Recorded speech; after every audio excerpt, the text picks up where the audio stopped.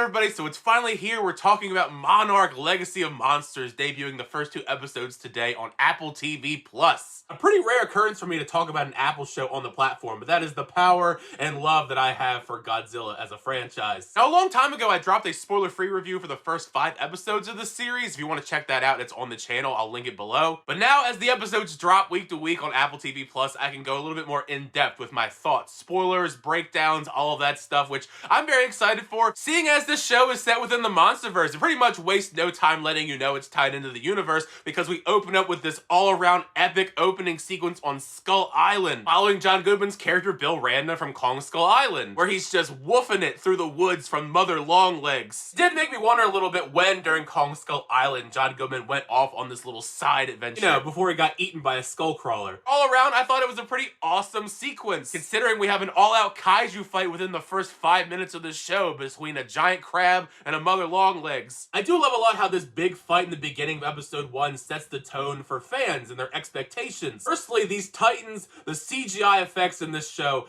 it's pretty spectacular. No clue exactly what the budget was per episode, but I have to imagine, depending on the episode, it was pretty high, especially the ones involving Godzilla. After the opening on Skull Island, we're introduced to the main characters we're going to be following in the present-day 2015 storyline. Just within this brief introduction to Kate as a character, I found for the most part her backstory to be quite intriguing. As she's returning back to Japan to get her father's affairs in order, underneath the surface you can tell how haunted she is by a previous encounter with Godzilla. Just with the way that any imagery that she sees of Godzilla gets under her skin, whether it's the logos on signs at the airport or the alarms being set off in the streets. One of the major fun elements to the concept of a show like this is the way that it promises to fill in a lot of the various gaps in the timeline of the MonsterVerse, but also the prospect of witnessing events that we've already seen before, but from a different perspective. Since Kate actually was on the bridge when Godzilla was attacking it in the 2014 film, which unfortunately for Kate is the major reason why she has so much trauma associated with Godzilla. I don't blame her for having so much trauma, because we see in the flashback she had to watch the destruction of the bridge. Basically, Godzilla took out in the entire school bus of people that she knew. If you're tuning into this show, I hope you're ready to see a whole lot of flashbacks, because that does take up predominantly most of the runtime, although most of them are pretty top tier, might I add, as we explore the history of Monarch. Interspliced with this storyline, we cut to 1959 with Lee, Keiko, and a young Bill Randa, now not played by John Goodman. As they go on this expedition, leads them to uncover a whole bunch of eggs underground. Truly though, I have to say I was immensely impressed with Wyatt Russell in these flashbacks, just because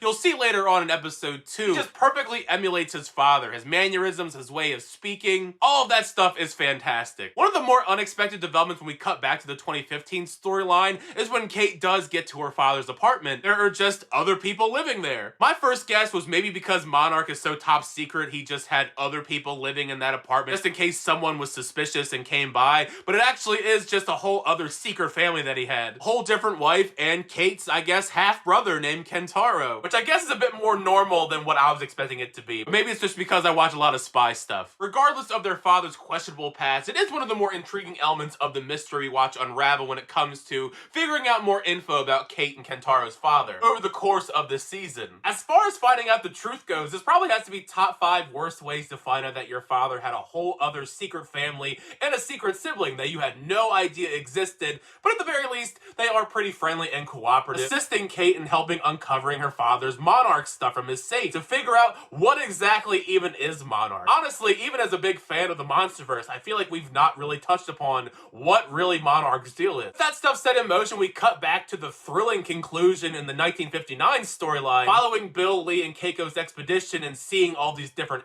eggs all around, which you knew exactly what was going to happen the moment they walked in there. All of the eggs start hatching. I gotta admit, it was pretty awesome. It was intense. I was on the edge of my seat the entire sequence to see if they're possibly all gonna get out in time. Made all the more of a bummer when Keiko does not survive. She tries as hard as she can to climb the rope, but inevitably she falls to her demise anyway, which makes it all the more awkward considering the reveal later on that Keiko is the grandmother of Kate, which more than likely also means that Bill Randa, John Goodman's character, is her grandfather. And when we shift over to episode 2, there are a handful of strong moments in the episode, mostly involving the flashbacks not set in 2015, although I do have to say, I do think it is kind of weirdly structured. Of course, the very tail end of episode 1, we watch Keiko fall to her death, and then we start off episode 2 with an opening flashback that's set before that when Lee and Keiko first meet. So it's another flashback that's even further back, seeing how they meet, and then they meet Bill along the way across this mission, much to their dismay. There was one little fun detail in passing that I thought was quite interesting, and is that apparently the person that named the Mutos was Bill Randa. Is it something that we really needed answered, how the Mutos got their name? Probably not, but I'm sure there's somebody out there in the world that wanted to know. Considering the fact that none of these characters are aware just how powerful Monarch is, it was inevitable the moment that all of them, including Kiersey Clemens, start snooping through all the different Monarch files, it was going to flag Monarch what they were doing, sending agents to go and tell Kate to try and gain some info. Unfortunately, they sent an agent that is so incompetent that he just does not know how to talk to people. I mean, Kate escapes the situation pretty damn easily. Inevitably, with all their brainstorming, it does lead them to finding who else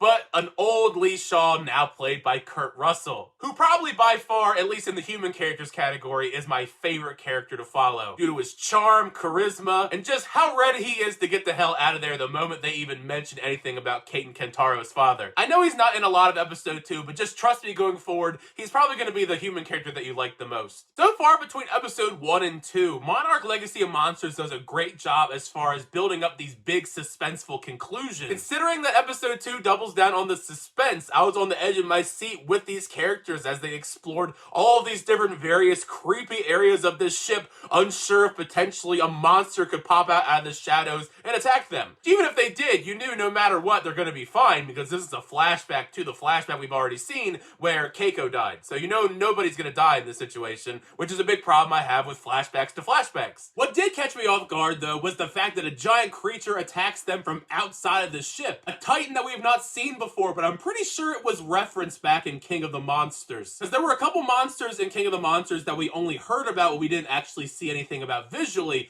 I'm pretty sure it's Baphomet. I think that is the one that is supposed to be a giant bat creature. Feel free to correct me if I'm wrong. I don't know all of the names of the different MonsterVerse created titans. Huge apologies to anyone that comments in the comment section, where the hell is Godzilla? We had that small taste of Godzilla in episode 1, and he is a heavy feature in the marketing campaign, because why wouldn't you put Godzilla front and center? There are a lot of other monsters in this show that aren't Godzilla, but just to let you guys know ahead of time, next week he is in the episode. Yeah, overall, a pretty solid first 2 episodes of Monarch Legacy of Monsters. I had a good time with it. Make sure you share your thoughts down below. How'd you feel about the episode? Did you like the episode? Did you not like the episodes? How are you feeling about the story going forward? Are you intrigued to find out more secrets about Monarch and the other plot lines as well? Either way, let me know in the comment section down below, because part of the fun is having that conversation with you guys down below in the comments. Thank you guys, as always, for that videos. I always do appreciate it. Be sure to like on the video and also subscribe to the channel so you're up to date reviews, reactions, unboxings, and more. But next time, see you guys later.